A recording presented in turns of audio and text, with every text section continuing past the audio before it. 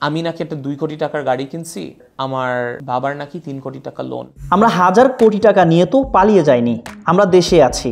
আমার বাবাকে গাড়িটি কিনে দিয়েছি, সেটার দাম নাকি 2 কোটি টাকা। কিন্তু এই গাড়িটির দাম 2 কোটি টাকার আশপাশেও না।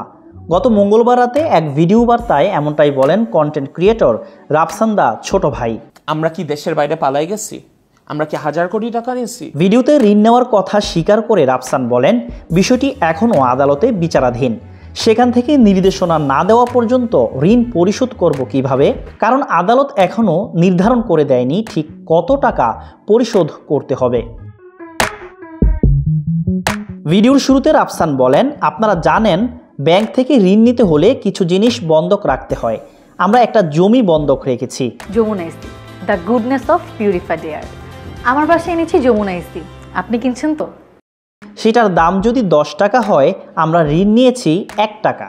তারা এই ঋণের পরিবর্তে আমাদের 10 টাকার জিনিসটা নিতে চায়, তাই আমরা আদালতে গিয়েছি। রাফসান আরও বলেন, আপনারা গল্পের এক সাইড শুনে কখনোই জাজ করতে পারবেন না।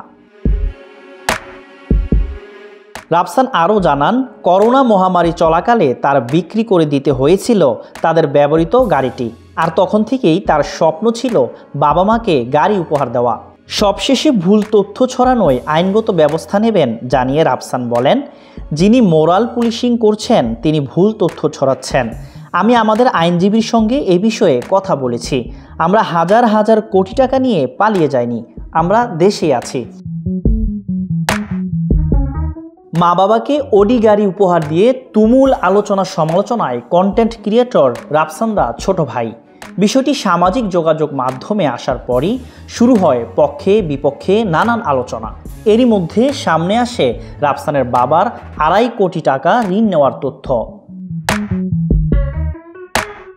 কেউ কেউ বলতে শুরু করেন, রাফসান চাইলে গাড়ি না কিনে বাবার নেওয়া ব্যাংকের ঋণ পরিশোধ করতে পারতেন।